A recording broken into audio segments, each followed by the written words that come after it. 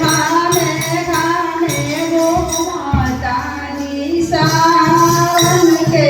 रात देखी लो हाला करतनी लो ठीक नहीं छे लागो हाला होला त ठीक ना लागेला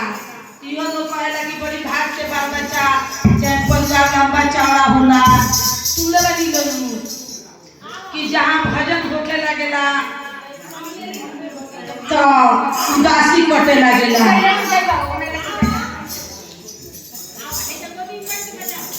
देखी लो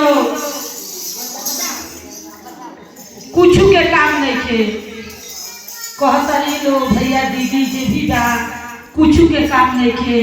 आज सबके काम बा अगर बताई हमरा ज्ञान ना होते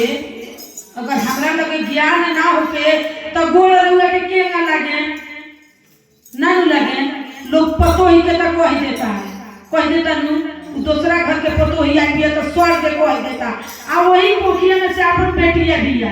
अपन बेटवा बा 50 गो कांच के बर्तन अपन परिवार फोड़ दे कि एको हारी हमी के देखी जा कैसे बन के हमार बेटा फोड़े बा हमार बेटी फोड़ दे दिया आ एगो पतो फोड़ दे तो धर के कह दे जब तोर माई सिखौले दिया कारी कैसन घर के आई बड़े रे देखी हमनी के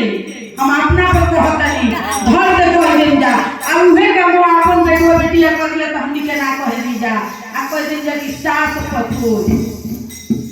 कह देता नु तो येहू में बात बहुत भाज बा तो का कहतरी